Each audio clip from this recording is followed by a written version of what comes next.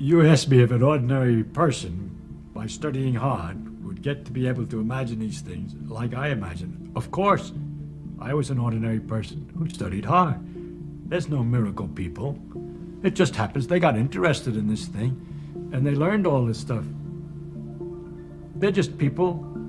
There's no talent, a special miracle ability to understand quantum mechanics or a miracle ability to imagine electromagnetic fields that comes without practice and reading and learning and study. So if you say you take an ordinary person who's willing to devote a great deal of time and study and work and thinking and mathematics and time, then he's become a scientist.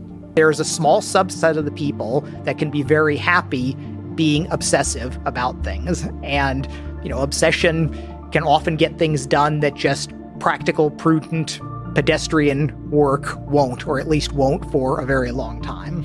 But I do think that great things require a lot of hard work. So there's no way you can expect to change the world without working really hard. And by the way, even changing the world, the folks that I respect the most have nudged the world in like a slight direction. Slight. Very, very slight. I think to have great outcomes, you actually do need to work at like 3 standard deviations above the mean. But when I read about companies going to like 4-day work weeks and stuff, I chuckle because I can't get enough done with a 7-day week. I don't know how, and people will say, oh, you're just not working smart. And it's like, no, I work pretty smart, I think, in general. And I think the focus should be more like how much you do. So I am kind of like believer on a high level in this 10,000 hours kind of concept where you just kind of have to just pick the things where you can spend time and you care about and you're interested in. You literally have to put in 10,000 hours of work. It doesn't even like matter as much like where you put it, and you'll iterate and you'll improve and you'll waste some time. I don't know if there's a better way. You need to put in 10,000 hours. But I think it's actually really nice because I feel like there's some sense of determinism about being an expert at a thing if you spend 10,000 hours. You can literally pick an arbitrary thing. And I think if you spend 10,000 hours of deliberate effort and work, you actually will become an expert at it. And so I think it's kind of like a nice thought. And so basically I would focus more on like, are you spending 10,000 hours? One other thing that I think is helpful for the psychology of it is many times people compare themselves to others in the area. I think this is very harmful. Only compare yourself to you from some time ago, like say a year ago.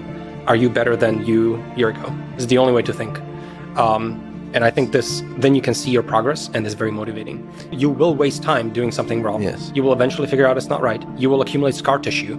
And next time you will grow stronger, because next time you'll have the scar tissue, and next time you'll learn from it. And now next time you come to a similar situation, you'll be like, oh, I messed up. I've spent a lot of time working on things that never materialized into anything.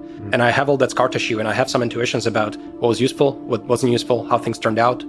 So all those mistakes were not dead work, So I just think they should just focus on working. What have you done? What have you done last week?